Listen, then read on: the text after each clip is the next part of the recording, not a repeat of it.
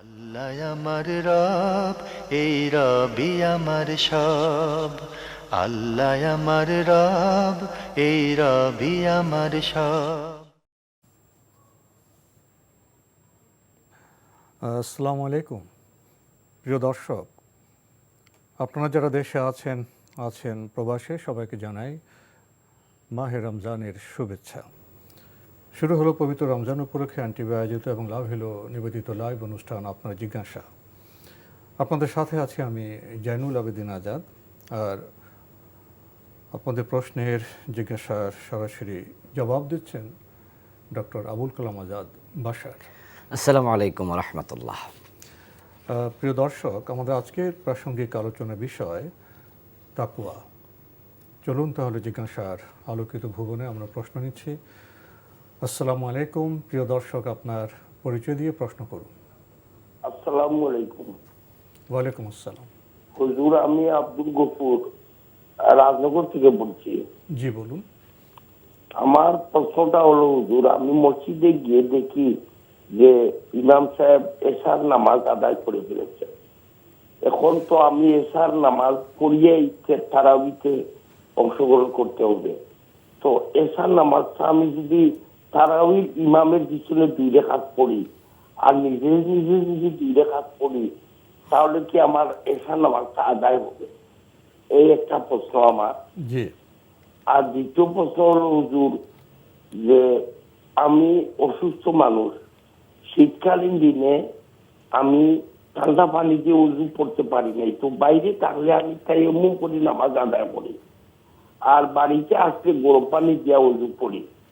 তো এইভাবে আমি স্ট্রোক রোগী, তো এইভাবে যদি আমি নামাজ আদায় করি তায়াম্মুমের মাধ্যমে, আমার নামাজটা কি আদায় হবে? এই 2টি প্রশ্ন ছিল আমার। প্রশ্ন পেয়েছেন তো, ধন্যবাদ আপনাকে। আপনার প্রথম প্রশ্ন, আপনি মসজিদে গিয়ে দেখেন এশার সালাত আদায় হয়ে গেছে, এখন তারাবি শুরু হবে, আপনি এশার সালাত, ফরজ সালাত কীভাবে আদায় করবেন? আলহামদুলিল্লাহ, সালাতু ওয়াসসালামু আলা রাসূলিল্লাহ। বাদ, এ বিষয়ে আলেমদের 2টি বক্তব্য। একদল আলেম বলেন যে উনি একা একাই এশারের নামাজ পড়ে নেবেন, কারণ যেহেতু ইমাম সাহেবের নামাজটা সুন্নাহ বা নফল পর্যায়ের, আর এমন ইমামের পিছনে যিনি মুফতারিস ফরজ আদায়কারী, তার নামাজটা একতদা সহি নয়। এটা হচ্ছে হানাফি মাসলাকের ফতোয়া। আর অন্যান্য মাসলাকের আলেমরা বলেন যে হ্যাঁ, উনি জামাতের সাথে পড়বেন, 2 রাকাত নিজে নিজে পড়বেন, তার নামাজ হয়ে যাবে। এখন উনি যেই মাসলাক ফলো করছেন, আমরা বলবো তিনি সেই মাসলাকের ফতোয়াটাই নিজের জীবনে আমল করবেন। আমরা 2টি বলে দিলাম। জি। আরেকটি প্রশ্ন করেছেন, উনি অসুস্থ, ওনার ঠান্ডা পানিতে সমস্যা, বাইরে উনি ঠান্ডা পানিতে অজু করেন, বাসায় গরম পানিতে অজু করেন, অজু নিয়ে উনি একটু সমস্যা আছেন। উনি যদি ঠান্ডা পানি একবারে ক্ষতিকর হয়ে যায় আর গরম পানি তো বাহিরে পাবেন না, এই অবস্থায় তিনি তায়াম্মুম করতে পারবেন। কিন্তু সেটা যদি এত চরম পর্যায়ের ক্ষতির না হয়, একটু কষ্ট হবে, তাহলে আমরা বলবো তিনি অজু করেই যেন নামাজ পড়েন। কারণ ডাক্তারের পরামর্শ, অজুর পানি ব্যবহার করার যদি কারো সামর্থ্য থাকে, তার জন্য তায়াম্মুম করা জায়েজ নাই। এই জন্য ডিপেন্ড করবে উনার সামর্থ্যটা কোন পর্যায়ের, সেটা ওনার উপর আমরা ছেড়ে দিলাম। সামর্থ্য থাকলে তাকে অবশ্যই অজু করে নামাজ পড়তে হবে। আমরা খুবই গুরুত্বপূর্ণ বিষয়ে অবগত হলাম। প্রিয় দর্শক, নতুন প্রশ্নে যাচ্ছি। আসসালামু আলাইকুম, পরিচয় দিয়ে প্রশ্ন করুন। আমার 2টি প্রশ্ন। প্রথম প্রশ্ন হচ্ছে যে আমরা যে তারাবির নামাজ পড়ি, হ্যাঁ, যে তারাবির নামাজটা নিয়তটা আমরা কি করব? তারাবির হিসেবে নিয়ত করব নাকি সুন্নাত নাকি নফল? এটা একটি প্রশ্ন।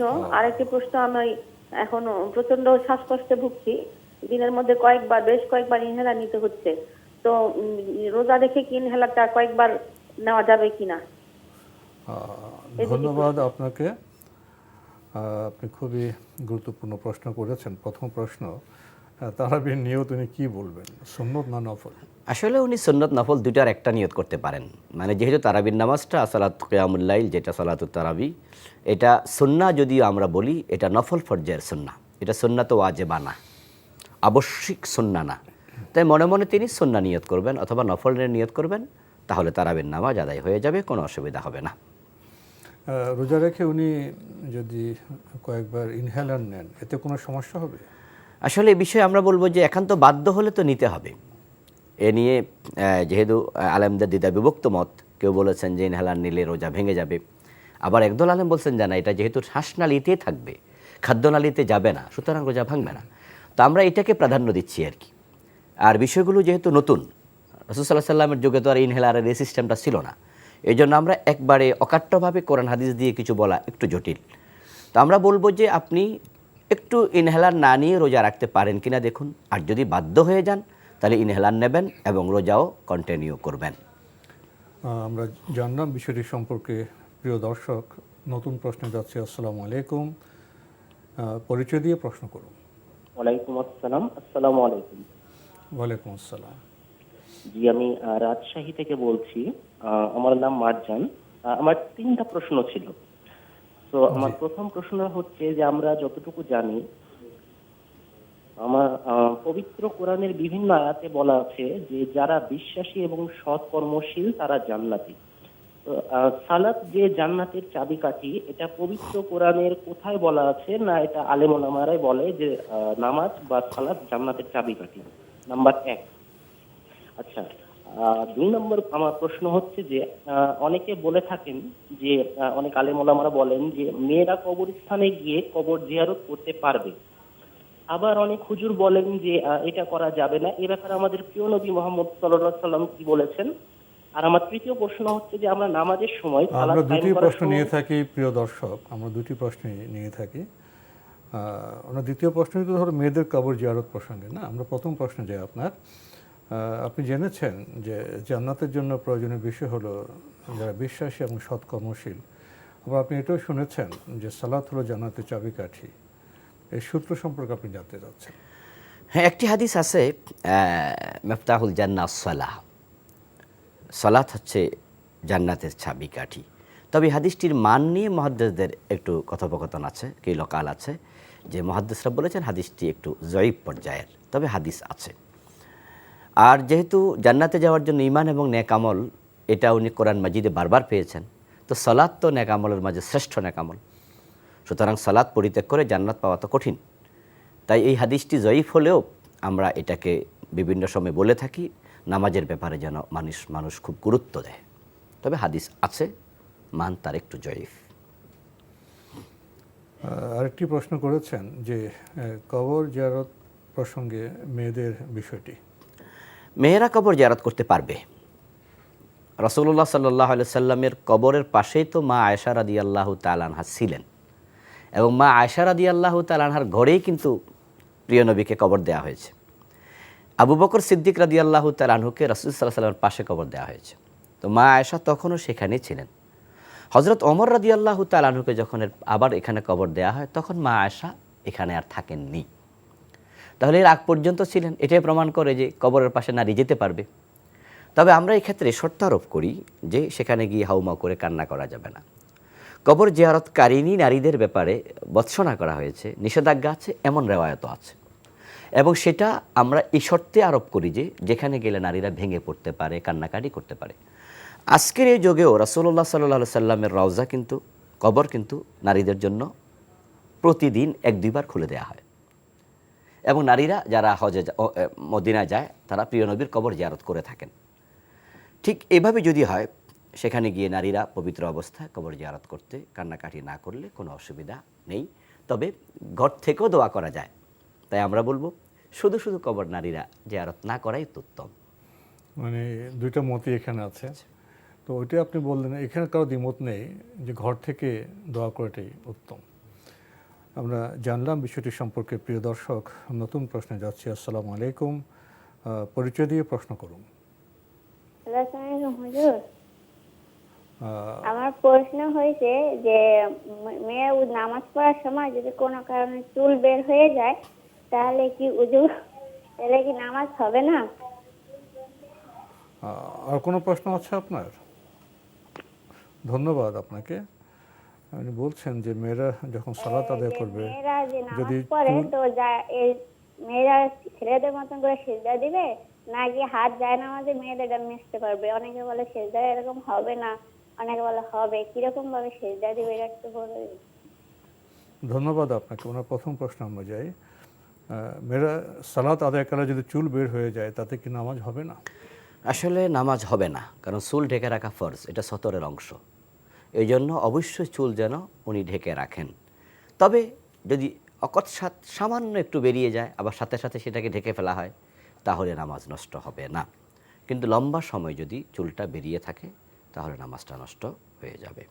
উনি কি শেষে কি আরও কিছু যোগ করেছিলেন? এটাই তো অন্য প্রশ্ন। আরেকটা প্রশ্ন ছিল সেজদার ব্যাপারে, উনি জানি কি বলছিলেন যে পুরুষ এবং নারীদের সেজদা একই রকম যদি হয় তাহলে নামাজ হবে কি না। যে নামাজ হয়ে যাবে। আসলে সাজদার মাঝে যে ব্যবধানটুকু বলা হয়, নারীরা একটু হালকা জড়সড় থাকবে, পুরুষরা একবারে একটু খোলা থাকবে, এই ব্যবধানটা খুব একটা মানে মেজর কোনো ব্যবধান না, এটা যত সামান্য। আমরা বলবো রাসূলুল্লাহ সাল্লাল্লাহু আলাইহি ওয়াসাল্লাম যেহেতু বলেছেন সাল্লু কামা রাআইতুমুনি উসাল্লি, এবং নারী পুরুষের মাঝে নামাজের কোনো ব্যবধানের কথা প্রিয় নবী থেকে সরাসরি পাওয়া যায় না, উনার স্ত্রীদের থেকে সরাসরি পাওয়া যায় না। এই জন্য বলবো যে নামাজে নারী পুরুষে খুব একটা পার্থক্য নেই।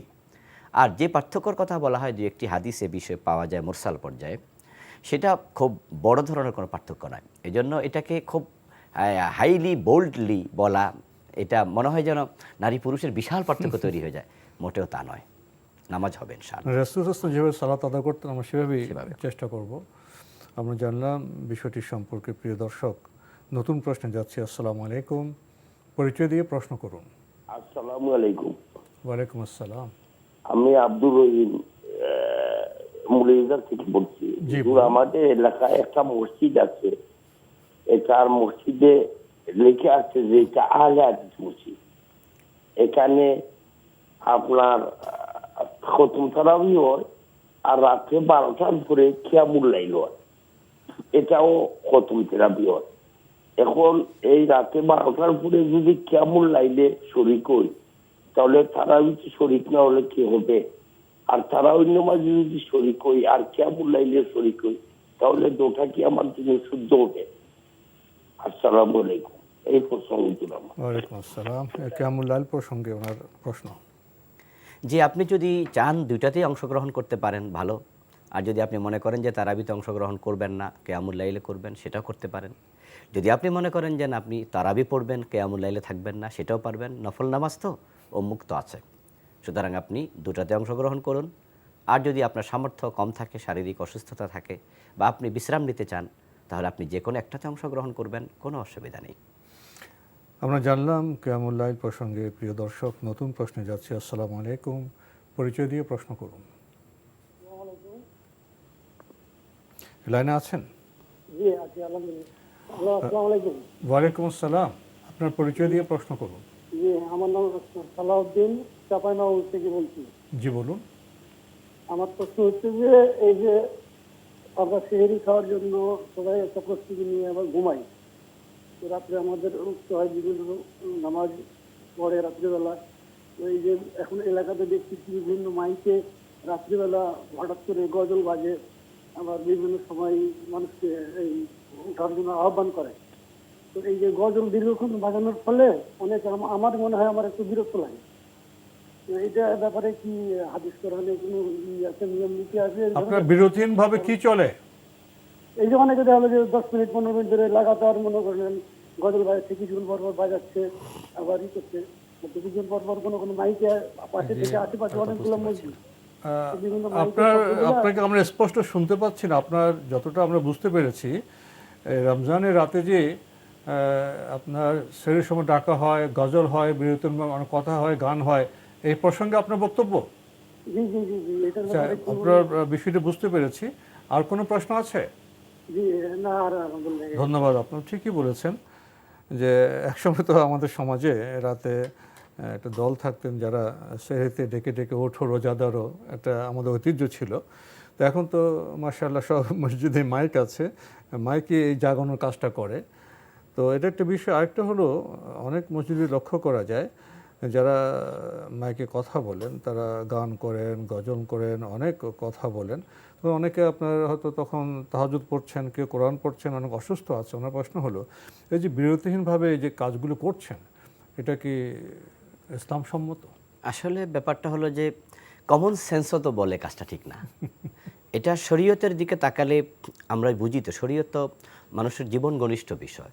ইসলাম তো আসলে মানুষের জীবনের সাথে যেটা সঙ্গতিশীল সেটা কিন্তু ইসলামের বিধান হয়।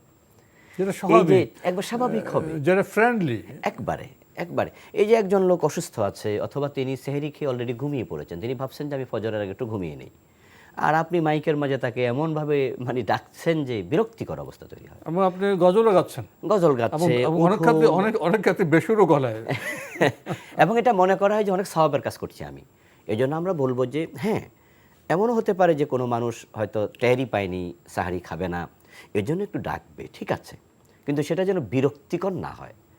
এই জন্য আমরা অনুরোধ করব যে বিষয়টা একটু খেয়াল রাখা উচিত। অসুস্থ মানুষ, ঘুমন্ত মানুষ, তেলাওয়াতকারী, নামাজি মানুষ, তাদের কষ্ট হয়, এমন সুরে এমন আহ্বান আমরা যেন না করি, একটু সতর্ক থাকি। এক্ষেত্রে মূল বিষয়টা হলো ইসলামে তো মানুষের কষ্ট দেওয়া যাবে না, মানুষের অধিকারকে হস্তক্ষেপ করা যাবে না। যেখানে জিকির পর্যন্ত করে অন্যের ঘুম নষ্ট করতে নিষেধ করা হয়েছে, সেখানে মাইকে যদি অনবরত ডাকতে থাকে তাহলে তার চরম বিরক্তিকর। আমার তো মনে হয় মাইকে শুধু আপনার একবার বা দুবার ডাকতে হয়, এক দুবার একটু ডাকতে হয়। আর যারা আপনার রোজা রাখবেন তারা কি মাইকের অপেক্ষা থাকবেন? এখন তো সবাই মোবাইলে অ্যালার্ম মোবাইল দিয়ে আছে, থাকে, অ্যালার্ম দিয়ে থাকে। ডাকে মানুষ। হ্যাঁ, এরপরও ডাকতে চাইলে ডাকুক না, কিন্তু সেটা বিরক্তি তৈরি করে এমন পর্যায়ে যেন না, সেটার জন্য একটা সীমিত পর্যায়ে হয়। সীমিত পর্যায়ে। আপনি দৃষ্টি আকর্ষণ করেছেন, আমরাও দৃষ্টি আকর্ষণ করছি, যারা রাতে মাইকে এটা অনেক বেশি একটু বাড়াবাড়ি হয়ে যায় মাইক চর্চায়। আর ইসলামে তো মসজিদে মাইক চর্চার ব্যাপারেও তো একটি বিধিবিধান আছে, সেদিকে খেয়াল রাখলে বোধহয় মানুষের উপকারী হবে। আমরা নতুন প্রশ্নে যাচ্ছি। আসসালামু আলাইকুম, পরিচয় দিয়ে প্রশ্ন করুন।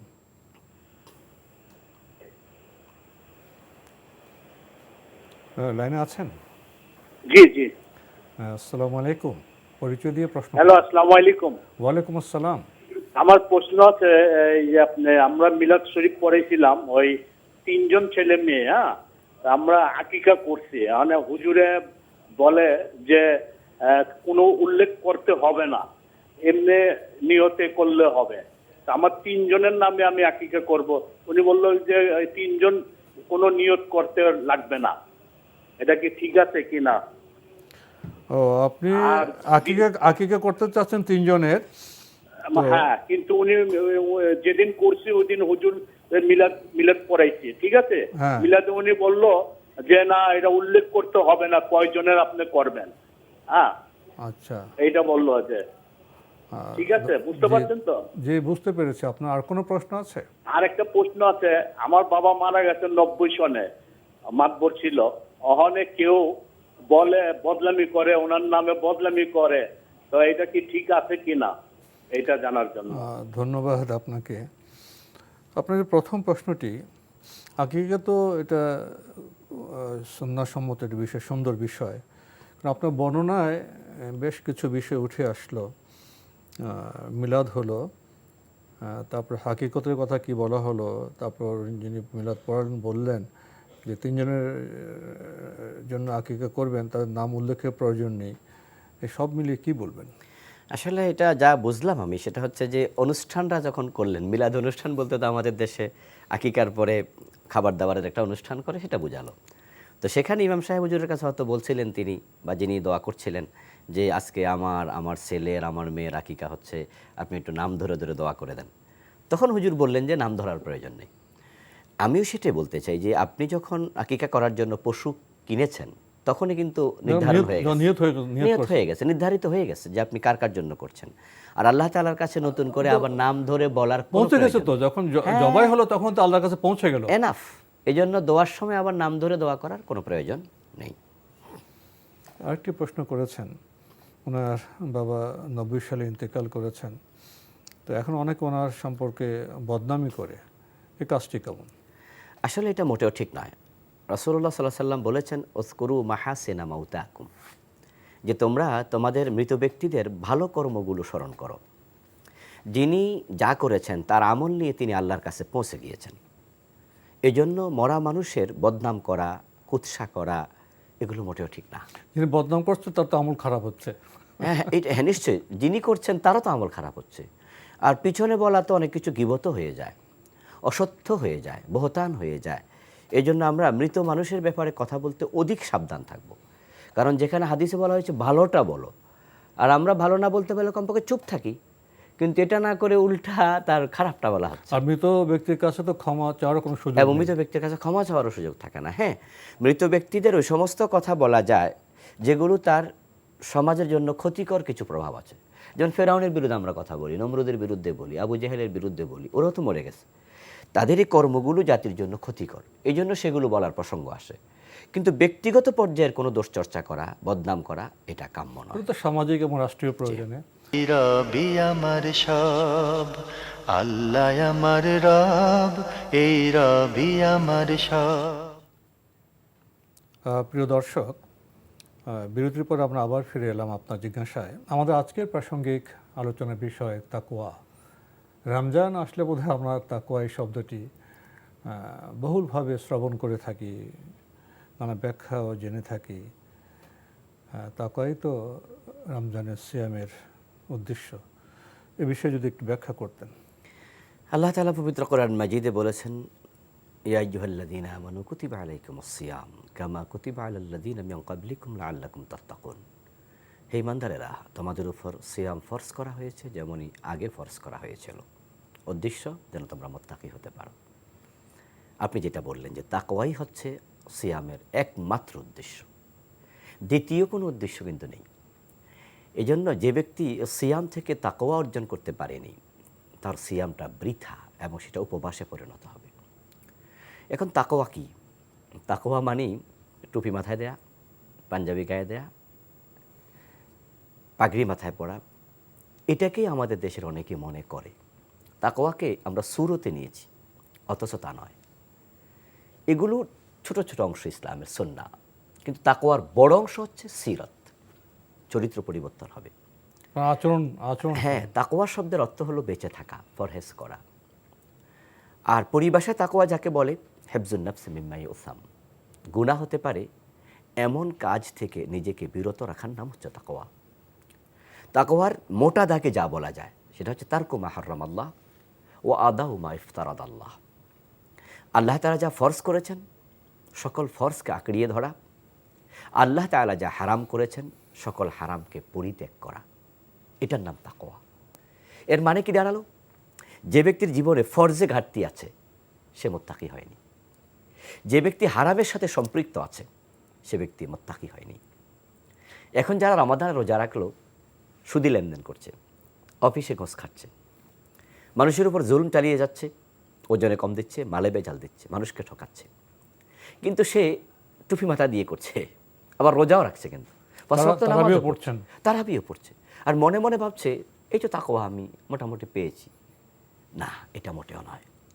যে ব্যক্তি অন্যায় ছাড়তে পারেনি সে ব্যক্তি মুত্তাকি হয়নি।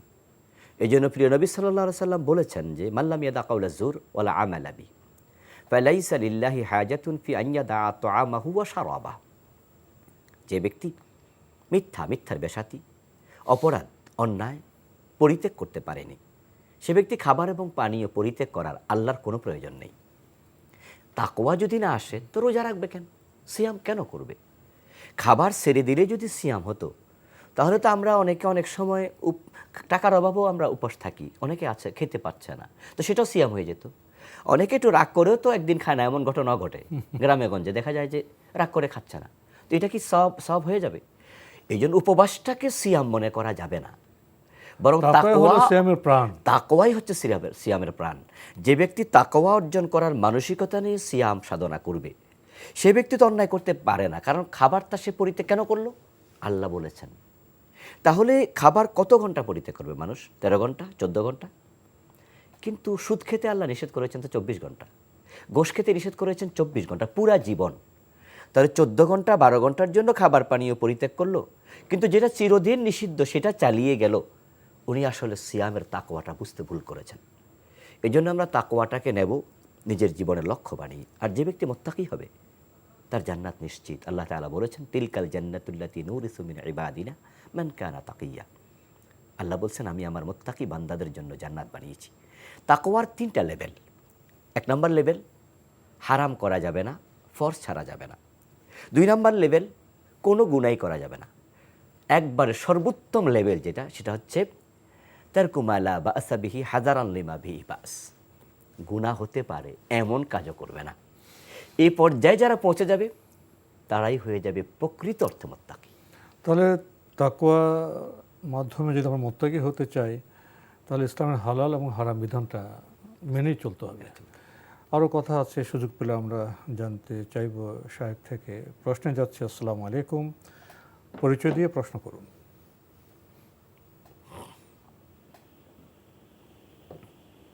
লাইনে আছেন? প্রিয় দর্শক, লাইনে থাকলে আপনার পরিচয় দিয়ে প্রশ্ন করুন।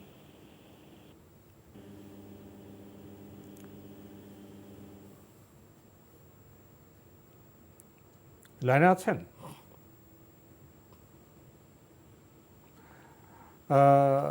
লাইনের ভিতরে সমস্যা হচ্ছে। একটি বিষয় আপনার সামনে পেশ করতে চাই তাকওয়া প্রসঙ্গে। সাহাবাদের কাছে বিষয়টি কতটা গুরুত্বপূর্ণ ছিল। ওমর রাদিয়াল্লাহু তাআলা আনহুর মতো তো মানুষ তাকওয়া সম্পর্কে জানতে চেয়েছেন সাহাবার কাছে, কিভাবে বোঝালেন ওনাকে? জি, যখন প্রশ্ন করলেন যে তাকওয়া কি, তখন তিনি বললেন যে তুমি কি কখনো কণ্টকাকীর্ণ পথে কাঁটাযুক্ত রাস্তায় হেঁটেছ? তখন সাহাবী বললেন যে ওমর বললেন যে হেঁটেছি। তখন তিনি বললেন কিভাবে? বলল যে দুই পাশে যদি কাঁটা থাকে তাহলে আমি হাঁটার সময় এতটাই সতর্ক থাকি যেন আমার কাপড় কাঁটায় লেগে না যায়। কতটা সাবধানে চলে। তিনি বললেন দিস ইজ তাকওয়া, হাযা হুয়া তাকওয়া। এই যে তোমার গায়ে কাঁটা লেগে যেতে পারে কাপড়ে, তাই সতর্ক থেকে তুমি যেমন চলছো, জীবনটা ঠিক এইভাবে চলবে যেন কোনো পঙ্কিলতা, কোনো গুনাহ নিজের জীবনে লেগে পাপ যেন হয়ে না যায়। এই চিন্তা মাথায় রেখে জীবন চালানোর নামই হচ্ছে তাকওয়া। কি চমৎকার! আমরা জেনে নিলাম বিষয়টি সম্পর্কে। প্রিয় দর্শক, আমরা প্রশ্নে যাচ্ছি। আসসালামু আলাইকুম, পরিচয় দিয়ে প্রশ্ন করুন। লাইনে আছেন?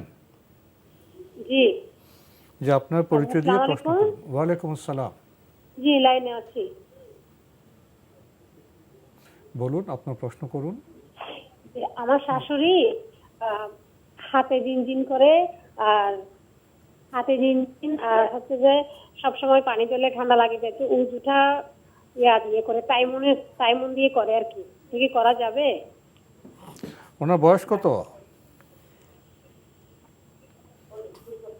উনি কি বৃদ্ধা?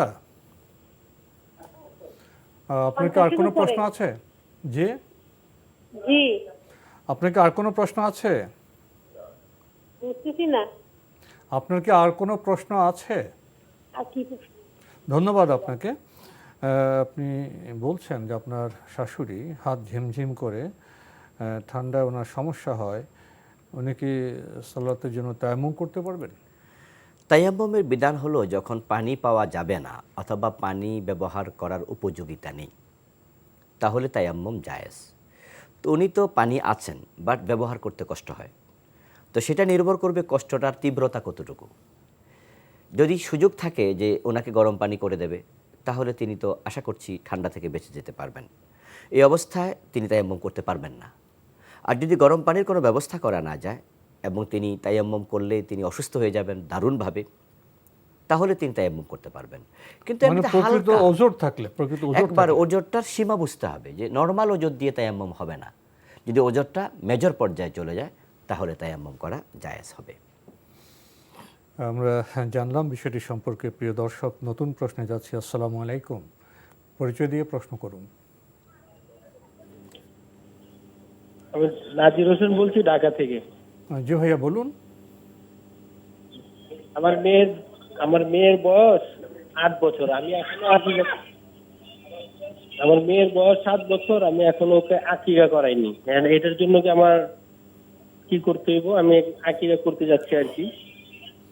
যে আপনার কি আর কোনো প্রশ্ন আছে? না, এটাই আমার প্রশ্ন।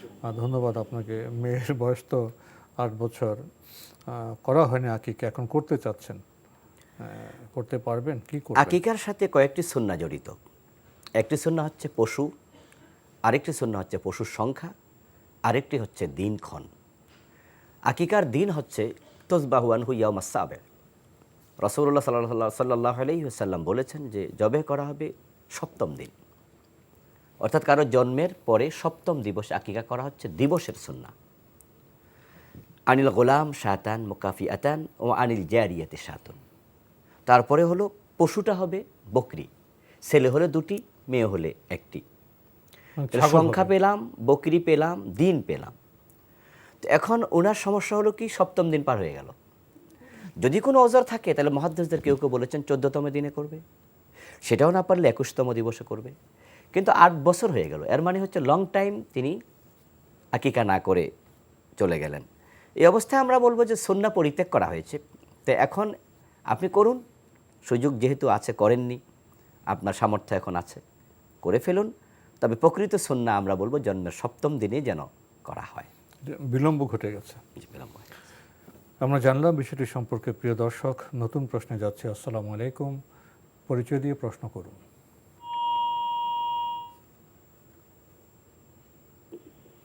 লাইনে আছেন?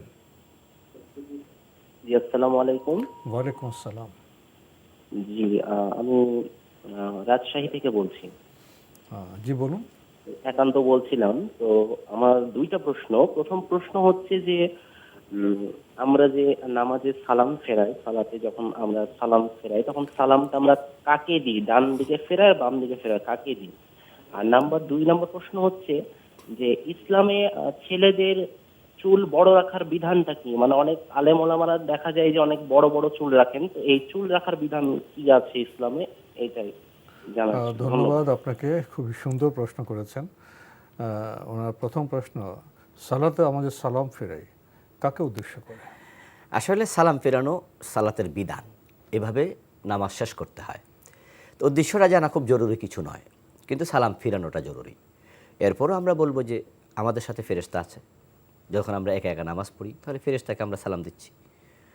আর যদি জামাতে নামাজ পড়ি তাহলে আমার পাশের জন তো আছে, আমিও তাকে সালাম দিচ্ছি, তিনিও আমাকে সালাম দিচ্ছেন। এভাবে হতে পারে। এটা যদি কেউ না জানে শরীরে কোনো সমস্যা নেই। আর এটা মনে করা যেতে পারে হলো সালাত সমাপ্তির বিধান। হ্যাঁ, সিস্টেম হলো সালামের মাধ্যমে সালাত সমাপ্ত করতে হয়। আর ব্যাখ্যা তো দুটি বললেন। আরেকটি প্রশ্ন উনি দেখেছেন যে অনেক বড় বড় আলেম তারা চুল বেশ লম্বা রাখেন, কাঁধ পর্যন্ত রাখেন। তো উনি জানতে চাচ্ছেন ইসলামে কি চুল রাখার কোনো বিধান আছে? এটা কত বড় হতে পারে? রাসূলুল্লাহ সাল্লাল্লাহু আলাইহি ওয়াসাল্লাম বাবরি চুল রেখেছেন, এ মর্মে হাদিস রয়েছে। এই জন্য আলেমদের কেউ কেউ সেটা রাখেন। বাবরি চুল রাখার কয়েকটি পদ্ধতি আছে। একটা হচ্ছে ঠিক কান বরাবর, আর একটা হচ্ছে কাঁধ পর্যন্ত, আর একটা কাঁধের নিচ পর্যন্ত। এখন এই তিনটির যে কোনো একটা তিনি ফলো করতে পারেন, তবে এতটা লম্বা করবেন না যেটা নারীর সাথে সামঞ্জস্যপূর্ণ হয়ে যায়। এতটা লম্বা করবেন না। তাহলে বাবরি চুল যে আলেম ওলামারা রাখছে এটা রাসূলুল্লাহর সুন্নাহ, অসুবিধা নেই। আমরা জানলাম বিষয়টি সম্পর্কে। প্রিয় দর্শক, নতুন প্রশ্নে যাচ্ছে। আসসালামু আলাইকুম, পরিচয় দিয়ে প্রশ্ন করুন। আসসালামু আলাইকুম। ওয়ালাইকুম আসসালাম। হুজুর, উজু করার পর যদি খাবার খায় তাহলে কি উজু ভেঙে যায়? আর নামাজের সময় যদি মহিলাদের পা ফাঁকা থাকে বা মিছায় রাখে, কোনটা হবে? পা ফাঁকা হবে না মিছানোটা হবে? ধন্যবাদ আপনাকে, খুবই গুরুত্বপূর্ণ প্রশ্ন আপনি করেছেন। অজুর পরে যদি কোনো খাবার খাওয়া হয় এতে কি অজু নষ্ট হয়? না, অজু ভাঙবে না। যদি আপনি খাবার খান যেটা তৈলাক্ত হয় তাহলে ভালো করে একটু কুলি করে নিতে হবে। আর যদি তৈলাক্ত খাবার না হয়, খেয়েছেন পেটে চলে গেছে, তার কোনো আড়া কোনো অংশ মুখে থাকেনি, তাহলে কুলি না করলেও চলবে। কিন্তু নামাজ হ্যাঁ, যদি নামাজ পড়েন তাহলে আবার নামাজে দাঁড়িয়ে যদি আবার দাঁতের ফাঁক থেকে খাবার গ্রহণ করা হয় তাহলে সেটা অবশ্যই ঠিক নয়। এই জন্য একটু কুলি করে নেওয়া, তবে খাবার গ্রহণ করলে অজু ভাঙ্গে না। আমরা মূল বিষয়টি জানলাম যে খাবার গ্রহণ করলে অজু ভাঙ্গে না। আরেকটি প্রশ্ন উনি করেছেন, সালাতে মহিলারা কি পা ফাঁকা রেখে দাঁড়াবেন না পা দুটো মিশিয়ে দাঁড়াবেন? সালাতে আমরা যখন দাঁড়াবো, আমরা কিভাবে দাঁড়াবো এ নিয়ে ইসলাম নির্দিষ্ট কোনো কিছু বলেনি, বরং এটা ব্যক্তির উপর ছেড়ে দিয়েছে। কারণ নামাজ তো হবে প্রশান্তির সাথে। আমাদের দেশে বলা হয় যে 4 আঙ্গুল ফাঁকা রাখতে হবে, এই কথাগুলোর কোনো ভিত্তি নেই।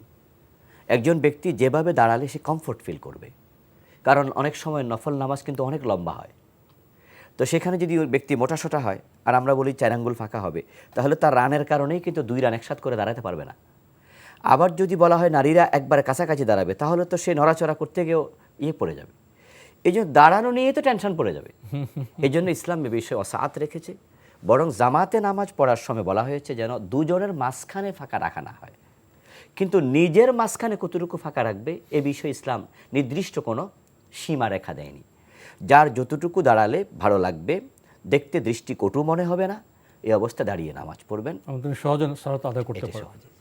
সহজ স্বাভাবিক, এটা তো ইসলামের মূল বিষয়। আমরা জানলাম বিষয়টি সম্পর্কে। নতুন প্রশ্নে যাচ্ছি। আসসালামু আলাইকুম প্রিয় দর্শক, আপনার পরিচয় দিয়ে প্রশ্ন করুন। লাইনে আছেন? লাইনে থাকলে আপনার পরিচয় দিয়ে প্রশ্ন করুন।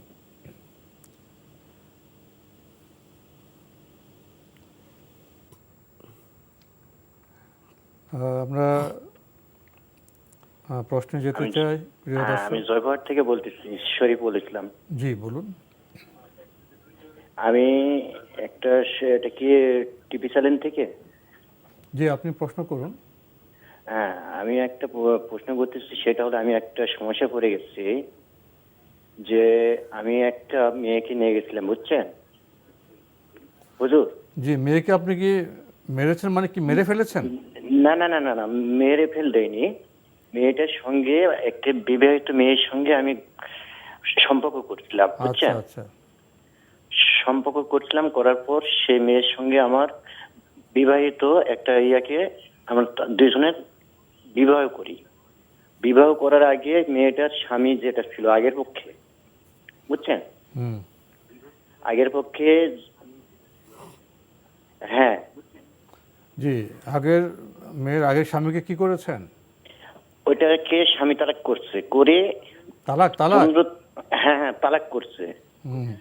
15 থেকে 20 দিন আগে তালাক করছে। তালাক করার পর আমি তাকে নিয়ে গেছি।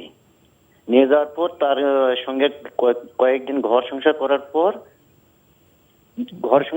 পর সে মনে করেন যে চলে আসছে তার বাবা মার বাড়িতে, বুঝছেন? জি। আসার পর সে মনে করো যে আগের স্বামীর বাড়িতে চলে আসছে, এবং সমাজ ইয়াকে যেটা করার দরকার, মহারানা যা কিছু দেওয়ার দরকার আমি দিয়ে দিচ্ছি, এবং সমাজ ইয়াকে আমাকে আটকে দিয়েছে। উনি এখন কি আগের স্বামীর বাড়িতে আছেন? হ্যাঁ হ্যাঁ, আপনার প্রশ্ন আগের কি স্বামীর এখন? বাড়িতেই আছে। আপনার প্রশ্ন কি এখন? আমার প্রশ্ন এখন, আমার দেশ সমাজ থেকে আমার আটকায় দিচ্ছে, মানে আমাকে ফতুয়া স্বরূপে আমাকে সমাজে উঠতে হবে। তো এটা আমি কি করতে পারি? এখন সমাজ আপনাকে কি ফতোয়া দিয়েছে? সমাজ ফতুয়া দেয়নি, সমাজে আমার কাছ থেকে ফতুয়া নিয়ে আসতে বলেছে। এখন কোন মুক্তি সাহেবের কাছে যাবো সেটা আপনি আমি, ফতোয়া চাচ্ছেন না? হ্যাঁ হ্যাঁ হ্যাঁ। আচ্ছা, বিষয়টি ভাই আপনি যেভাবে বললেন, আপনার এই বর্ণনা শোনার পর তো এখানে অনেকগুলো প্রশ্ন জেগেছে। আরেকটি, আপনি ফতুয়া চাচ্ছেন। আপনাকে সহ এখানে যারা দর্শক, তাদের কাছে আমরা স্পষ্ট করে বলতে চাই, আপনার জিজ্ঞাসার এই যে মঞ্চ, প্ল্যাটফর্ম, এটা ফতুয়া প্রদানের মঞ্চ নয়। আমরা কোরআন হাদিসের ভিত্তিতে আপনাদের প্রশ্নের জবাব দিয়ে থাকি। আর আপনি বোধহয় জেনে থাকবেন, ফতোয়া দেওয়ার জন্য অনেকগুলো বিষয় দরকার, তথ্য দরকার। সেটা প্রশ্নোত্তরের মাধ্যমে এইভাবে বোধহয় এটা সম্ভব নয়। শায়েক এ বিষয়ে ভালো বলতে পারবেন, কি বলবেন? আমার পরামর্শ হচ্ছে উনি ফতুয়া কোনো বোর্ডের সাথে কথা বলুক। মানে যেহেতু এখানে উনি আরেকজনের ওয়াইফ নিয়েছে, ওই মহিলা আবার তালাক দিয়েছে, তাহলে তার সেখানে, এবং সে 15-20 দিন আগে তালাক দিয়েছে, ইত্যাদি ইত্যাদি বিষয় আবার চলে গেছেন, আবার পুরনো স্বামী। এখন এখানে আপনি যেটা বললেন যে অনেকগুলো প্রশ্নের মানে অবতারণা হয়েছে, এগুলোর উত্তর কিন্তু আমরা এখানে পাচ্ছি না। এই জন্য এখানে ডিসিশন দেওয়াটা সম্ভব না। এই জন্য ওনাকে বলবো, ওনার এলাকায় কোনো বড় আলেমের সাথে কথা বলুক, উনি কিছু প্রশ্ন করবেন, তার উত্তর তিনি দেবেন, দেন তিনি হয়তো লিখিত কোনো ফতোয়া দেবেন। ফতোয়া যাতে লিখিত সব বর্ণনা করা উচিত, তো এবং ফতোয়া তো লিখিত দিতে হবে। আমরা এখান থেকে মুখে মুখে কি ফতোয়া দেবো ভাই? আর আমরা এখানে সেভাবে ফতোয়া দিয়ে থাকি না। আপনি আপনার এলাকার যে বিজ্ঞ আলেম আছেন তাদের সাথে যোগাযোগ করুন। প্রিয় দর্শক, আমরা নতুন প্রশ্নে যাচ্ছি। আসসালামু আলাইকুম, পরিচয় দিয়ে প্রশ্ন করুন। আসসালামু আলাইকুম। ওয়ালাইকুম আসসালাম। আসসালামু আলাইকুম। ওয়ালাইকুম আসসালাম। ইস্কাটন থেকে জিয়াউদ্দিন আহমেদ বলছিলাম। জি ভাইয়া বলুন।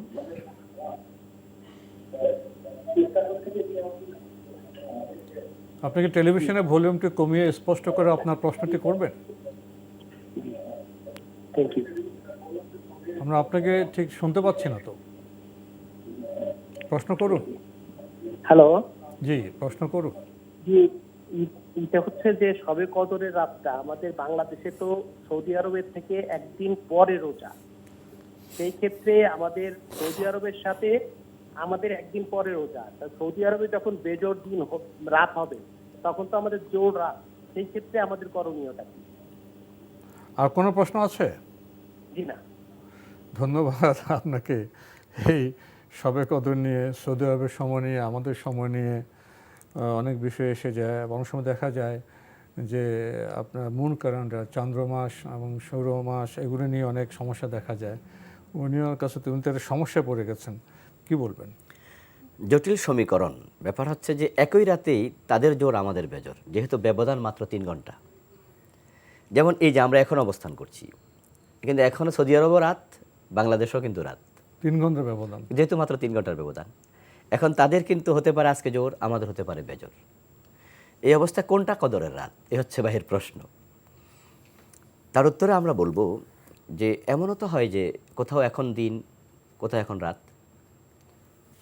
যেমন আমেরিকাতে এখন দিন, তো আমাদের তো রাত পালন করছি, তাহলে ফজিলতটা কীভাবে নেবো আমরা? 24 ঘন্টাকে আমরা ধরবো। 24 ঘন্টা মূলত একদিন। তো এর বাহিরে পৃথিবীর কোনো জায়গায় নেই, সব জায়গা এর ভিতরে ইনক্লুড হয়ে যায়। তাই আমরা বেজর রাত যেখানে থাকবে চন্দ্রমাসের উপর ডিপেন্ড করে, সেইটাকে আমরা বেজর রাত হিসাবে নেব, নিয়ে আমরা ইবাদত করব। আর যদি উনি কনফিউজ থাকেন যে আসলে কোনটা হচ্ছে, তাহলে আমরা বলবো শেষ দশক তো রাসূল পুরোটা ইবাদত করতেন। যখনই শেষ দশক আসতো, সাদ্দামি এজারাহু আই কাজা আহলাহু, হাদিস হচ্ছে প্রিয় নবী সাল্লাল্লাহু আলাইহি সাল্লাম শেষ দশকে কোমরে গামছা বেঁধে নিতেন, নিজে জেগে থাকতেন, পরিবারের সকলকে জাগিয়ে রাখতেন। তো আপনি যদি প্রতি রাতেই ইবাদত কিছু কিছু করতে থাকেন, তাহলে শবে কদর জোর হোক আর বেজোর হোক, ও দেশ আর বাংলাদেশ কোনোটাই মিস হওয়ার কোনো সম্ভাবনা নেই। এজন্য আমরা বলবো যে আপনি বাংলাদেশের বেজর রাত হিসাবে ইবাদত করুন, আর কনফিউজ হলে প্রতি রাতে করুন, তাহলে আপনার অন্তরে কোনো রকমের আর দ্বিধা থাকবে না ইনশাআল্লাহ। আপনি তো মূল জবাব দিয়ে দিয়েছেন। প্রসঙ্গত কিছু কথা এখানে উল্লেখ করা যায়। পৃথিবীতে তো অনেক শত শত দেশ, সব দেশের কি সূর্য উদয় এবং অস্তের কি সময় একরকম নয়? নয়। এই যে সময়ের ব্যবধান আছে, এটাকে মেনেই তো আমরা রোজা রাখছি, রোজা ভাঙছি, ঈদ করছি। আর শবে কদর তো আমরা প্রত্যেক দেশের যে ক্যালেন্ডার মাস বেজরাত, আমরা সেখান তো চলে যাব। আপনার জিজ্ঞাসায় আমরা প্রশ্ন নিচ্ছি। আসসালামু আলাইকুম, পরিচয় দিয়ে প্রশ্ন করুন। লাইনে আছেন? জি, আমি লাইনে আছি। যে আপনার পরিচয় দিয়ে প্রশ্ন করুন। আচ্ছা, আমার পরিচয় হচ্ছে, আমার নাম মোহাম্মদ মোর্শেদ, আমি ঢাকা থেকে বলছি। আমার প্রশ্ন হচ্ছে, পূব দিকে মাথা দিয়ে পশ্চিমে যদি আমি পা দিয়ে যদি ঘুমাই, তাহলে সেক্ষেত্রে আমার এটা জায়েজ হবে কিনা? পেয়েছেন প্রশ্নটি? জি। আর কোনো প্রশ্ন আছে? জি না। ধন্যবাদ আপনাকে। জি হ্যাঁ, শরীরভাবে পশ্চিম দিক বলতে তিনি কাবার দিক বুঝালেন, কাবার দিকে পা দিয়ে ঘুমানো যাবে কিনা। শরীরভাবে কোনো নিষেধাজ্ঞার হাদিস আমরা পাই না যে কাবার দিকে পা দিয়ে ঘুমানো যাবে না। তবে অরফান দেশের একটি সিস্টেম, যে আমাদের দেশে প্রচলিত আছে যে কাবার দিকে পা দিয়ে না ঘুমানো ভালো। কাবাকে এহতেরাম করা হয়, সম্মান করা হয়। সম্মানের দৃষ্টিভঙ্গি থেকে মূলত আমাদের দেশে এটাকে দোষণীয় মনে করা হয়। রাসূলুল্লাহ সাল্লাল্লাহু আলাইহি সাল্লাম নিষেধ করেছেন কাবার দিকে ফিরে যেন কেউ প্রস্রাব না করে, কাবার দিকে পিঠ দিয়ে যেন প্রস্রাব পায়খানা না করে। তাহলে বোঝা গেল যে এটা দোষণীয়, এই জন্য তিনি উল্লেখ করেছেন। কিন্তু তিনি তো বলতেও পারতেন যে কাবার দিকে পা দিয়ে ঘুমাইও না, কিন্তু এটা তো তিনি বলেননি। বরং অসুস্থ মানুষ যখন শুয়ে নামাজ পড়বে, যারা দাঁড়িয়ে নামাজ পড়তে পারে না, বসে নামাজ পড়তে পারে না, তখন মাসালা হলো তারা যেন পাটা কাবার দিকে দেয়, হ্যাঁ, মুখটা বিপরীত দিকে দেয়। তাহলে কাবার দিকে পা দিলে যদি গুনাহ হয়ে যেত, নামাজের মাঝে কাবার দিকে পা দিতে বলা হলো কিভাবে? এরপর হচ্ছে কাবাতে আমরা যখন ঢুকি, বছরে 1-2 বার কাবা খুলে দেওয়া হয়, তখন কিন্তু পা নিয়ে ঢোকা হয়। এতে করে কাবার কোনো অপমান হয় না। মানুষের পায়ের কারণে কাবার যদি অপমান হতো, প্রিয় নবী নিষেধ করে দিতেন। তো এই জন্য আমাদের দেশে যেহেতু এটাকে দোষণীয় মনে করা হয়, তা আমিও বলবো পারতপক্ষে আমরা শুধু শুধু কাবার দিকে পা দিয়ে কেন ঘুমাতে যাব? এমনিতে যদি কাবার দিকে পা চলে যায়, কেউ দিতে বাধ্য হন প্রয়োজনে, অনেক সময় গৃহের ব্যবস্থাপনা এরকম হয়, এটা নিষিদ্ধ বিষয় নয়। এবং যদি কেউ জেনে শুনেও শুয়ে থাকে, এটাকে হারাম মনে করা, অবমাননা হলে নিশ্চয়ই এটা নিশ্চয়ই সেটা অবজ্ঞা অপমান করার জন্য যদি এটা করে, তাহলে তো ইমানই চলে যাবে। কাবার প্রতি অবমাননার চিন্তা থাকলে তো ইমানই থাকবে না। কিন্তু এমনিতে কেউ শুয়ে আছে, প্রয়োজনে বা কোনো স্বাভাবিকভাবে পাটা চলে গেল কাবার দিকে, তাতে কোনো সমস্যা নেই। আপনি দেখবেন যে হারামে যাওয়ার পরে, মসজিদে হারামে গেলে অনেকে দেখা যায় আরব বিশ্বের অনেকে কাবার দিকে পা দিয়ে শুয়ে আছে, এটাকে তারা কোনো আইব মনে করছে না। এটা হলো আঞ্চলিক প্রচলন, আমাদের দেশে এটাকে আইব মনে করা হয়। তো যেহেতু আইব মনে করা হয়, সেহেতু আমরা ওরফকে এখানে একটু প্রাধান্য দিতে যাই, যে আমরা শুব না। কিন্তু কেউ যদি শুয়ে থাকে, এটাকে আবার হারাম নয়, হ্যাঁ, দোষণীয় মনে করা যাবে না। আমরা দুদিক থেকে বিষয়টা উপলব্ধি করলাম। প্রিয় দর্শক, আমরা নতুন প্রশ্নে যাচ্ছি। আসসালামু আলাইকুম, পরিচয় দিয়ে প্রশ্ন করুন। লাইনে আছেন? হ্যালো, যে আমরা আপনাকে শুনতে পাচ্ছি, আপনার পরিচয় দিয়ে প্রশ্ন করুন। আসসালামু আলাইকুম। ওয়ালাইকুম আসসালাম। আসসালামু আলাইকুম। ওয়ালাইকুম আসসালাম। হুজুর, আমি বলতেছি ইকরামুল হক। জি বলুন। বামনডাঙ্গা গাইবান্ধা থেকে বলতেছিলাম, গাইবান্ধা। জি বলুন। আমার প্রশ্ন হচ্ছে, হ্যাঁ, আমি রোজা থাকা অবস্থায় যদি আমি ঘুমাই, কি আমার রোজা নষ্ট হবে? এক। জি। দুই, রোজা থাকা অবস্থায় যদি আমি গড়গড়ার সহিত কুলি করি, কেউ গড়গড়ার পরে রোজা থাকা অবস্থায় গড়গড়া কুলি করা যাবে এবং নাকে পানি দেওয়া যাবে? একটু নিয়মটা বলবেন, নিয়মটা কিভাবে রুজু করবেন? ধন্যবাদ আপনাকে। আপনার প্রথম প্রশ্ন, সিয়াম পালন অবস্থায় যদি আপনি ঘুমিয়ে যান, ঘুমান, এতে কি সিয়ামের কোনো ক্ষতি হবে? না, কোনো ক্ষতি হবে না, কারণ সিয়াম অবস্থা তো আমাদের ঘুম আসতেই পারে, কোনো অসুবিধা নেই। জি। আরেকটি প্রশ্ন করেছেন, রোজা অবস্থায় যদি গড়গড়া করে কুলি করেন কোনো সমস্যা আছে? কুলি কিভাবে করবেন? সতর্ক থাকা লাগবে, কারণ বেশি গড়গড়া করতে গেলে এমনও তো হতে পারে যে গলার ভিতরে পানি চলে যাবে, আর পানি চলে গেলে তো রোজা ভেঙে যাবে। এই জন্য আমরা বলবো গড়গড়া করা দরকার নেই, আপনি নর্মালি কুলি করবেন, তাহলেই আপনার অজু হয়ে যাবে, সবই হয়ে যাবে। আর কুলি করা তো সুন্নাহ, অজুর এটা তো ফরজ না। তো এই জন্য আপনি সুন্নাহ মানতে গিয়ে আবার যদি বেশি কুলি সীমালঙ্ঘন করেন, গড়গড়া করেন, তাহলে তো রোজা ভাঙার দিকে। সতর্কভাবে কুলি করলে হয়ে যাবে, এনাফ। গড়গড়ার তেমন প্রয়োজন নেই। প্রিয় দর্শক, আমরা নতুন প্রশ্নে যাচ্ছি। আসসালামু আলাইকুম, পরিচয় দিয়ে প্রশ্ন করুন। লাইনে আছেন? আসসালামু আলাইকুম। ওয়ালাইকুম আসসালাম। হ্যাঁ, আছি হুজুর। যে আপনার পরিচয় দিয়ে প্রশ্ন করুন। বুদার মোড়, দিনাজপুর থেকে হাফিজুল ইসলাম বলছিলাম। জি ভাইয়া বলুন, আমরা আপনাকে শুনতে পাচ্ছি, বলুন। হ্যাঁ হুজুর, আমরা জানতে চাচ্ছিলাম, জি, আমরা তো মুসলমানেরা বিভিন্ন ধর্ম পালন করতেছি, কেউ বলতেছে জি, কেউ করছে যে পীর ওলি আল্লাহ দরবারে গেলে সঠিক পথ, জি,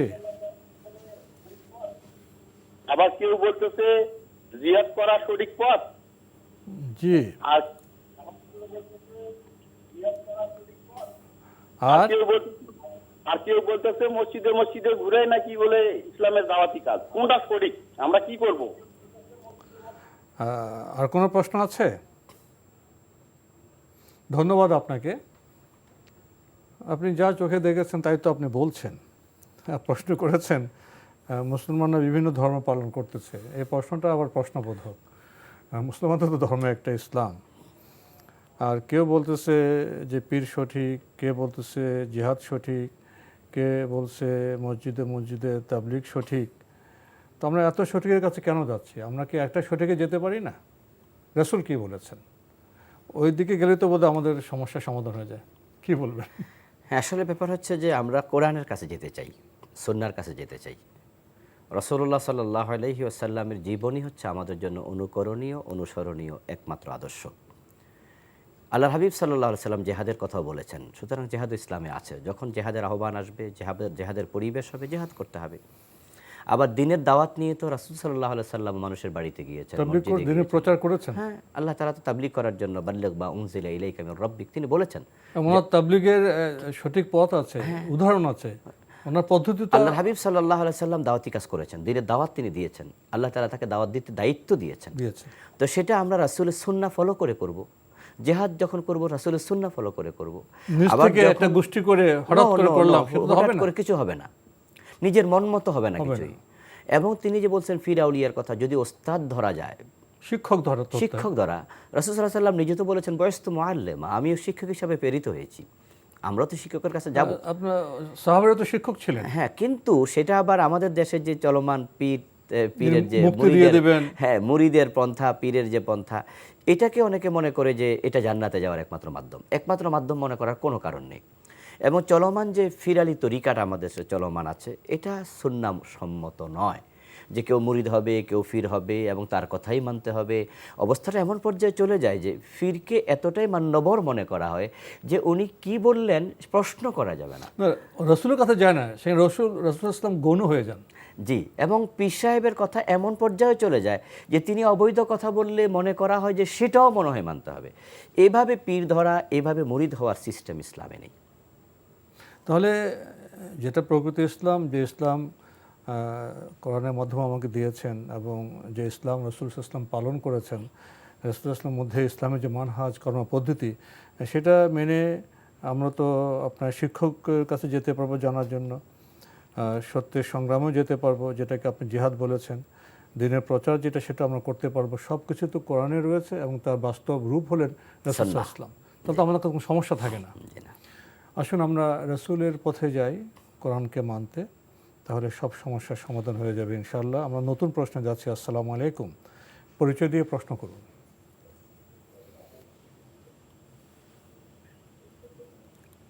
আসসালামু আলাইকুম। ওয়ালাইকুম আসসালাম। জি, আমি রহিম বলছি। জি বলুন। চট্টগ্রাম থেকে। বলুন। জি বলুন। আমার প্রশ্ন হচ্ছে জাকাত নিয়ে। জি করব? জি, প্রশ্ন করুন জাকাত নিয়ে। হ্যাঁ, জাকাত নিয়ে হচ্ছে এখন আমার রূপো আছে, স্বর্ণ আছে, নগদ টাকাও আছে। পরিমাণ কত? এখন তিনটার কোনোটাই জাকাতের জন্য প্রযোজ্য নয়, অত টাকা নয়, কিন্তু তিনটা মিলে যদি যোগ করি তাহলে জাকাতের সমান হয়। এখন আমাকে জাকাত দিতে হবে কিনা? এক। জি, আর কোনো প্রশ্ন আছে? আরেকটা প্রশ্ন হচ্ছে টাকাটা প্রচলিত ইসলামী ব্যাংকের মধ্যে ইনভেস্ট করা আছে, এটা জাকাত দিতে হবে কিনা? ইসলামী ব্যাংকে কত টাকা আছে ইনভেস্ট? এই 1 লাখ টাকা। তো আপনি বলছেন যে স্বর্ণর উপর টাকা যোগ করলে আপনার জাকাত হয় না? স্বর্ণ, রূপা, ক্যাশ টাকা তিনটা মিলে যোগ করলে আমার জাকাত হয়। ইসলামী ব্যাংকে তো তিনটা মিলে একটা দিয়ে হয় না, যে কোনো একটা দিয়ে জাকাতের মতো হয় না। আপনার সাথে ভাই একটু কথা বলি, ইসলামী ব্যাংকে আপনার 1 লাখ টাকা জমা আছে, তাই না? জি জি। এর বাইরে কি আপনার কোনো টাকা আছে? না, এর বাইরে টাকা নাই। আচ্ছা, তাহলে এটা জানলাম। স্বর্ণ আপনার কত ভরি আছে? স্বর্ণ আছে 1.5 ভরি মতো। 1.5? জি জি। আর রৌপ্য? রৌপ্য আছে বেশি না, বা 3 ভরি 4 ভরি মতো হবে। আচ্ছা, এবার তো পরিষ্কার হলো, ধন্যবাদ আপনাকে। বলুন। আসলে ব্যাপার হচ্ছে যে আমরা যদি স্বর্ণের দিকে তাকাই তাহলে কিন্তু 7.5 ভরি স্বর্ণের মূল্য বর্তমান বাজার মার্কেট অনেক। আর রৌপ্যের দিকে যদি আমরা তাকাই 52.5 তোলা রৌপ্য, এটার দাম কিন্তু অনেক কম। এখন স্কলারগণ দুটিই বলেছেন, কেউ কেউ বলেছেন যে স্বর্ণের দিকে তাকিয়ে জাকাতের মূল্যমান নির্ধারণ করে জাকাত দিতে হবে। তো ওনার যা আছে তাতে কিন্তু জাকাত ফরজ হয় না। স্বর্ণের উপর হয় না, কিন্তু টাকা আছে। রৌপ্যের পরিমাণ 1 লাখ টাকা, তো আমরা রৌপ্যের দিকে তাকালে তাহলে কিন্তু 52.5 তোলা রৌপ্যের মূল্য 1 লাখ টাকা এনাফ, জাকাত হওয়ার জন্য এনাফ। রৌপ্যের দিকে তাকালে তার উপর জাকাত হয়ে যায়। আর জাকাত যখন কোনো এক সাইডে ফরজ হয়ে যায় তখন কিন্তু সম্পদ যা আছে জাকাত যোগ্য সবগুলো একসাথে হয়ে যাবে। ইভেন পকেটে মানি ব্যাগে যদি 10 টাকার নোট থাকে সেটাও কিন্তু যোগ হয়ে যাবে। তো ওনার যেহেতু 1 লক্ষ টাকা ইসলামী ব্যাংকে জমা আছে, আর আমরা রৌপ্যের দিকে তাকিয়ে জাকাতের কথা বলি, তাহলে তিনি কিন্তু এবার সবটারই জাকাত একসাথ করে হিসাব করে তিনি দেবেন। এবং এটাতে আমি কল্যাণ বেশি দেখি আর কি। এভাবে দেখি যে স্বর্ণের দিকে তাকালে কিন্তু এখন 7 লাখ টাকার নিচে থাকলে কিন্তু মানে বলা চলে 6.5-7 লাখ টাকা না থাকলে কিন্তু জাকাতই আসবে না, কারণ যদি 7.5 ভরি স্বর্ণের অনেক দাম এখন। এদিকে তাকালে কিন্তু জাকাত দাতাও কমে যাবে এবং গরিব বঞ্চিত হবে। আর রৌপ্যের দিকে তাকালে কিন্তু জাকাত দাতা বেড়ে যাবে আর গরিবও কিছু পেয়ে যাবে। আর যিনি জাকাত দেন তিনি দিয়ে সওয়াবের মালিক হলেন, আর গরিব টাকা পেয়ে স্বাবলম্বী হলো। এতে কল্যাণটা আমি বেশি দেখি। এই জন্য ভাইয়ের যেহেতু 1 লক্ষ টাকা আছে, আলহামদুলিল্লাহ, আল্লাহ তো দিয়েছে, এখান থেকে 2,500 টাকা দিলে তো খুব কমে যাবে না। এই জন্য আমরা জাকাত দেওয়ার জন্য পরামর্শ দিতে চাই। কোনো কোনো স্কুল বলেন যে স্বর্ণের আপনার হিসাব আলাদা হবে, রৌপ্যের হিসাব আলাদা হবে, টাকার হিসাব আলাদা হবে। সে আলাদা হিসাব করতে গেলেও তো 1 লাখ টাকার উপর তো জাকাত আসবে, রৌপ্যের বিবেচনায় তো 2.5% দিতে হবে না? 2.5%। আমরা জানলাম বিষয়টি সম্পর্কে। প্রিয় দর্শক, নতুন প্রশ্নে যাচ্ছে। আসসালামু আলাইকুম, পরিচয় দিয়ে প্রশ্ন করুন।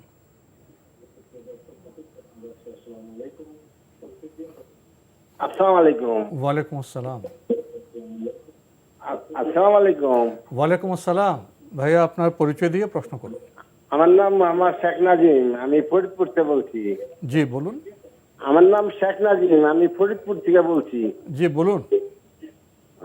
মানে আমার জানার বিষয় হলো, আমরা ইসলাম ধর্মের অনুসারী যারা, আমরা যারা মহিলা যারা আছি, তারা যে পর্দা করে, যে আমরা যে দেখি যে টেলিভিশনে যে কাবা ঘরে তওয়াফ করতেছে, মুখে কোনো পর্দা নাই, কিন্তু আমাদের দেশে কিছু কিছু মহিলারা মুখ আটকাইয়া হাটে বাজারে যাইতেছে, বিভিন্ন জায়গায় যাইতেছে।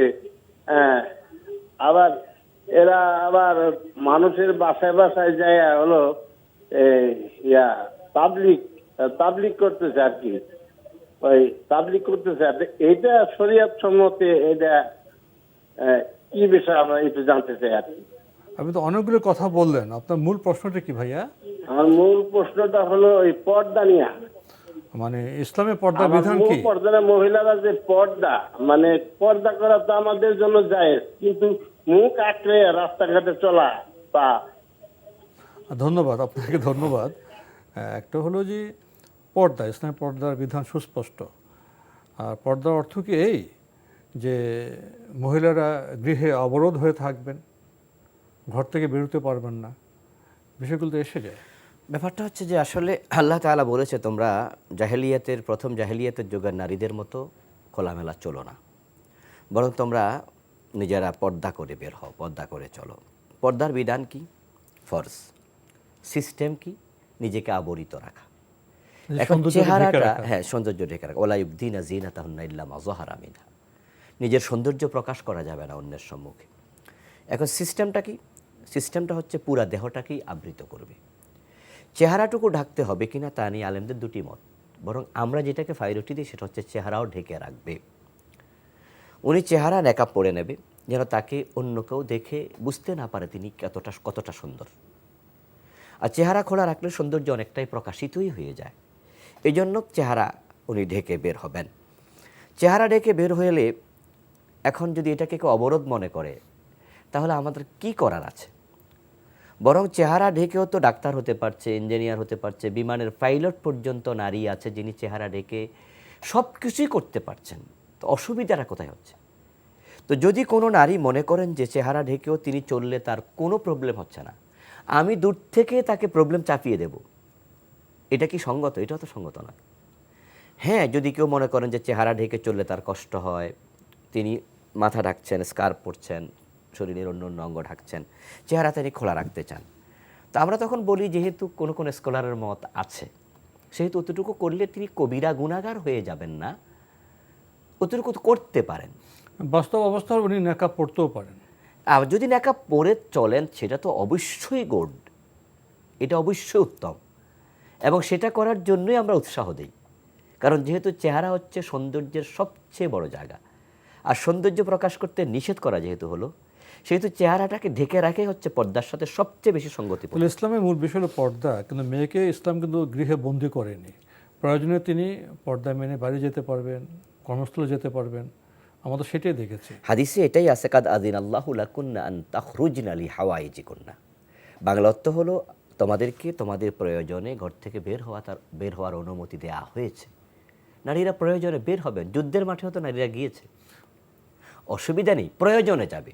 তবে শুধু শুধু অপ্রয়োজনে নারীরা ঘর থেকে বের হবে না, কারণ নারীদের জন্য সবচেয়ে নিরাপদ জায়গা তার নিজের ঘর। প্রয়োজনে ঘর থেকে বের হতে পারবে। ওনার আরেকটি প্রশ্ন এখানে যুক্ত করেছেন যে তাবলিগ, যে মহিলারা ঘরে ঘরে গিয়ে তাবলিগ করেন, এটা ঠিক আছে কিনা? আসলে নারীদের জন্য ইসলাম প্রচার করার দায়িত্ব আল্লাহ তাআলা দেননি, তারা ইসলাম মানুক। রাসূলুল্লাহ সাল্লাল্লাহু আলাইহি সাল্লাম স্ত্রীগণ দাওয়াতি কাজে বের হয়েছেন কোথাও, সেটা হাদিসে পাওয়া যায় না। প্রিয় নবী বলেননি যে আয়েশা তুমি অমুক ঘরে যাও, জয়নাব তুমি অমুক বাড়িতে যাও, দাওয়াত দাও, বলেননি। পুরুষরা দাওয়াতি কাজটা করবে। তবে আজকের এই যুগে যেহেতু নারীরা ঘর থেকে অ্যাভেলেবেল বের হয় বিভিন্ন কাজে, কোরআন শিখতে যায়, কোরআন শিখাতে যায়, তো যদি মনে করে যে আমার মহল্লায় আমাদের আত্মীয় স্বজন আছে, প্রতিবেশী আছে, পুরুষরা ঠিক দাওয়াতি কাজে ততটা সময় দিচ্ছে না, তো আমি যদি আমার পাশের বাড়িতে গিয়ে আমার চাচাতো বোন, খালাতো বোন, আত্মীয় স্বজনকে একটু দিনের কথা বলি, অতটুকু যেতে মানা নেই। কিন্তু নারীদের জন্য এটা আবশ্যক নয় যে তারা দাওয়াতি কাজে বের হবে। তাদের জন্য আবশ্যক তারা দিন নিজেরা মেনে চলবে এবং প্রয়োজন হলে আশেপাশে আত্মীয় স্বজন তার গৃহের যে শৃঙ্খলা সেটা মেনে, পর্দা মেনে সীমিত পর্যায়ে করতে পারে, যেতেও পারেন। আমরা জানলাম এটা আবশ্যক নয়, অনুমতি আছে, যেটা পুরুষদের জন্য আবশ্যক। প্রিয় দর্শক, আমরা সময়ের কারণে আজকে আর প্রশ্ন নিতে পারছি না, তবে আপনাদের অবগতির জন্য জানাতে পারি আপনার জিজ্ঞাসা অনুষ্ঠানটি আপনারা এনটিভি অনলাইনেও দেখতে পারবেন। ভিজিট করুন www.ntvbd.com। এছাড়া ইউটিউবে এবং আমাদের ভেরিফাইড ফেসবুক পেজে অনুষ্ঠান দেখতে পারবেন। প্রিয় দর্শক, আজকে রাতটা আমাদের চমৎকার কাটলো। আপনারা জীবন ঘনিষ্ঠ বিভিন্ন প্রশ্ন করেছেন এবং শায়েখ ডক্টর আবুল কালাম আজাদ বাশার ভাই আমাদের সে প্রশ্নের জবাব দিয়েছেন, আলোকিত করেছেন। আপনাদেরকে ধন্যবাদ শায়েখ ডক্টর আবুল কালাম আজাদ বাশার, আপনাকে অনেক ধন্যবাদ। জাযাকুমুল্লাহ। প্রিয় দর্শক, ইনশাল্লাহ দেখা হবে আগামীকাল একই সময়ে। মহান আল্লাহ আমাদের সবাইকে নিরাপদে রাখুন শান্তিতে। আসসালামু আলাইকুম। আল্লাহ আমার রব, এই রবি আমার সব, দামে দামে তুন মনে তারি অনুভব। আল্লাহ আমার রব, এই রবি আমার সব।